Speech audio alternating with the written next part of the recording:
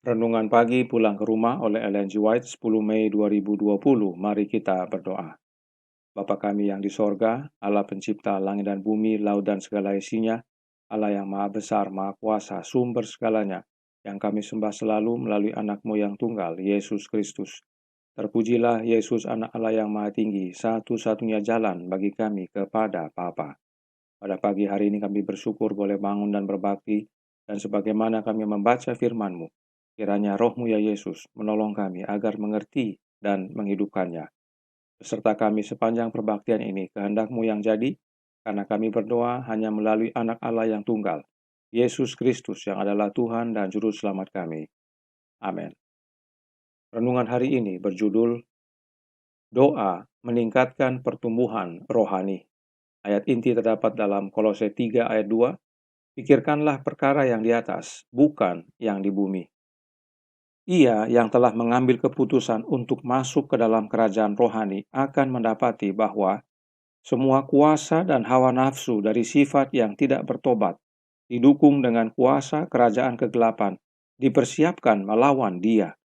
Setiap hari ia harus memperbaharui penyerahannya.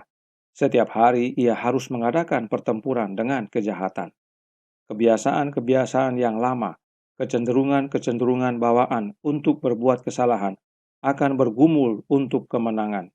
Dan terhadap ini, ia harus selalu waspada, bergumul dalam kekuatan Kristus untuk kemenangan. Surat kepada orang Kolose dipenuhi dengan pelajaran-pelajaran yang tertinggi nilainya kepada semua orang yang mengambil bagian dalam pelayanan Kristus. Pelajaran-pelajaran yang menunjukkan keesaan maksud dan keagungan tujuan yang akan kelihatan dalam kehidupan dari Dia yang dengan benar menggambarkan juru selamat. Meninggalkan segala sesuatu yang akan menghalangi Dia dari mengadakan kemajuan di dalam jalan yang menuju ke atas, atau yang akan mengalihkan kaki orang lain dari jalan yang sempit. Orang percaya akan menyatakan dalam kehidupannya setiap hari kemurahan, kebaikan, kerendahan hati, kelemah lembutan, panjang sabar, dan kasih Kristus. Kuasa dari kehidupan yang lebih tinggi, lebih suci, dan lebih mulia adalah keperluan kita yang besar. Dunia mempunyai terlalu banyak pikiran kita, dan kerajaan surga terlalu sedikit. Dalam usahanya untuk mencapai cita-cita Allah baginya, orang Kristen jangan pernah putus asa. Kesempurnaan akhlak dan rohani oleh rahmat dan kuasa Kristus dijanjikan kepada semua orang. Yesus adalah sumber kuasa, mata air kehidupan. Ia membawa kepada kita perkataannya, dan dari pohon kehidupan mempersembahkan kepada kita daun-daun untuk penyembuhan jiwa-jiwa yang sakit. Ia memimpin kita ke tahta Allah dan menempatkan ke dalam mulut kita suatu doa dengan mana kita dibawa ke dalam hubungan yang langsung dengan Dia. Untuk kepentingan kita, Ia menjalankan segala tenaga yang berkuasa dari surga. Pada setiap langkah, kita menjamah kuasanya yang hidup. Allah tidak menaruh batas kepada kemajuan mereka yang ingin supaya kamu menerima segala hikmat dan pengertian yang benar untuk mengetahui kehendak Tuhan dengan sempurna. Oleh doa, oleh kewaspadaan, oleh pertumbuhan dalam pengetahuan dan pengertian, mereka harus dikuatkan dengan segala kekuatan oleh kuasa kemuliaannya. Dengan demikian, mereka disediakan untuk bekerja bagi orang lain. Adalah maksud juru selamat bahwa umat manusia dibersihkan dan disucikan akan menjadi tangannya yang menolong. Untuk kesempatan yang besar ini, biarlah kita memberikan terima kasih kepadanya yang melayakkan kamu untuk mendapat bagian dalam apa yang ditentukan untuk orang-orang kudus di dalam kerajaan terang. Ia telah melepaskan kita dari kuasa kegelapan dan memindahkan kita ke dalam kerajaan anaknya yang kekasih. Saudaraku dalam Tuhan, setiap hari kita menghadapi pertempuran dengan kegelapan. Karenanya, kita perlu memperbaharui penyerahan kita kepada Kristus setiap hari. Kita perlu kekuatan dari Kristus agar menang dan bertumbuh. Roh Nubuat menuliskan tentang kekuatan Kristus ini dalam From Heaven with Love halaman 453 paragraf 2. Hubungan ranting dengan pokok anggur, kata Yesus, melambangkan hubungan yang harus dipertahankan para pengikutnya dengannya, ya, dengan dia, yaitu dengan Yesus. Batang atas dicangkokkan ke dalam pokok anggur yang hidup, dan serat demi serat, urat demi urat, tumbuh ke dalam batang pokok anggur. Jadi jiwa menerima kehidupan melalui hubungan dengan Kristus. Orang berdosa menyatukan kelemahannya dengan kekuatan Kristus, kekosongannya untuk kepenuhan Kristus. Kemudian dia memiliki pikiran Kristus.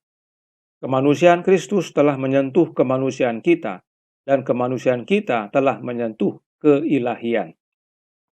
Dalam berdoa kepada Bapa, penting kita memahami hubungan ranting dengan pokok anggur ini. Sebab melalui pokok anggur kita menerima perawatan Bapa. Yesus berkata, "Akulah pokok anggur yang benar dan Bapakulah pengusahanya.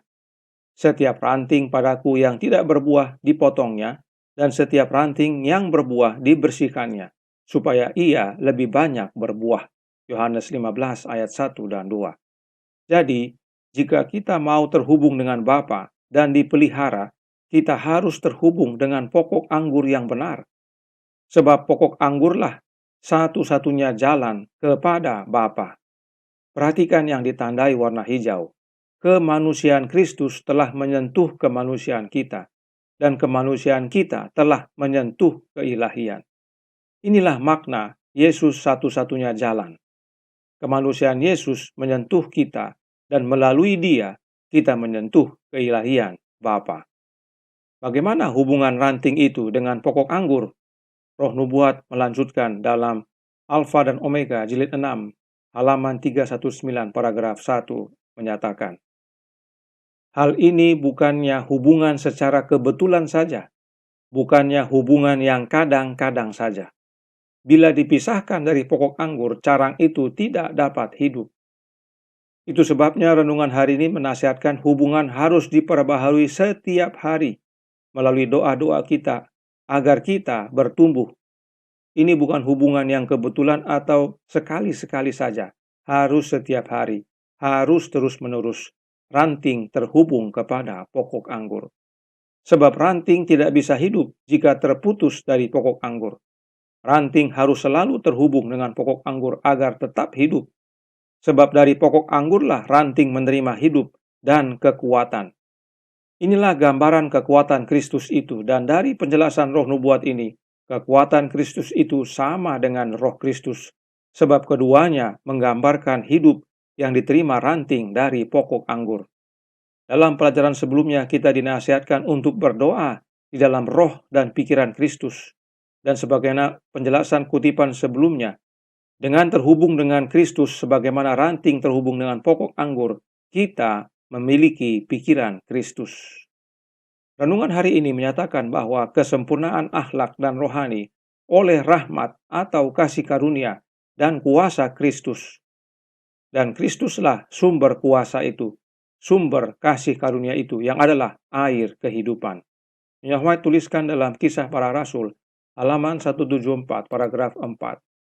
Mereka terlibat dalam suatu panggilan yang tinggi dan suci, dan jika mereka mendapat jiwa adalah untuk upah mereka. Mereka mesti berpegang teguh kepada Tuhan, menerima rahmat dan kuasa setiap hari dari sumber segala kuasa. Mereka yang bekerja bagi Tuhan, teristimewa untuk memenangkan jiwa, harus menerima rahmat dan kuasa setiap hari dari sumber kuasa, yaitu Yesus Kristus. Sebab segala kuasa baik di bumi dan di sorga telah Allah Bapa serahkan kepada anaknya. Karenanya, Our High Calling halaman 362 paragraf 4 menyatakan, kita harus melihat kepada Yesus, mempelajari firman-Nya, berdoa untuk roh-Nya. Kita harus lebih sering menyendiri bersama Allah dalam meditasi dan doa. Marilah kita lebih banyak berdoa dan sedikit bicara. Sebab doa meningkatkan pertumbuhan kerohanian kita. Karena melalui doa dalam iman kita terhubung dengan Kristus yang adalah pokok anggur yang benar. Dan darinya kita menerima hidup itu kekuatan Kristus itu, yaitu rohnya yang kudus, roh Kristus. Itu sebabnya kita berdoa untuk rohnya. Dan melalui Kristus inilah kita terhubung dengan Allah.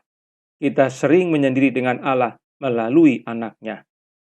Karenanya, Prayer halaman 30 paragraf 2 menasihatkan, doa adalah kehidupan jiwa, fondasi pertumbuhan rohani. Mari kita hidupkan ini setiap hari, setiap saat, karena inilah satu-satunya jalan agar kita selalu terhubung dengan Kristus yang adalah pokok yang anggur yang benar, dan melalui Dia kita terhubung dengan Allah Bapa. Tuhan memberkati, saya bawa dalam nama Yesus. Amin. Mari kita berdoa. Bapa kami yang di sorga, Allah pencipta langit dan bumi, laut dan segala isinya, Allah yang maha besar, maha kuasa, sumber segalanya, yang kami sembah selalu melalui anak-Mu yang tunggal, Yesus Kristus. Terima kasih atas pengetahuan kebenaran untuk kami dapat bertumbuh secara rohani. Dan itu melalui doa, doa setiap hari. Sebab dengan doa kami terhubung dengan Kristus, layaknya ranting terhubung dengan pokok anggur. Menerima kekuatan daripadanya, menerima rohnya, yaitu hidupnya, sehingga kami pun menjadi hidup. Itu sebabnya doa adalah kehidupan jiwa, sebab kami terima hidup itu dari Kristus. Dan melalui Dia kami terhubung dengan Bapa yang adalah sumber segalanya. Tolong kami ya Bapa, biarlah hidup ini menjadi kehidupan yang penuh doa. Kehendak-Mu yang jadi, karena kami berdoa dan mohon ampun akan dosa hanya melalui satu nama, nama anak Allah yang tunggal, Yesus Kristus, yang adalah Tuhan dan Juru Selamat kami. Amin.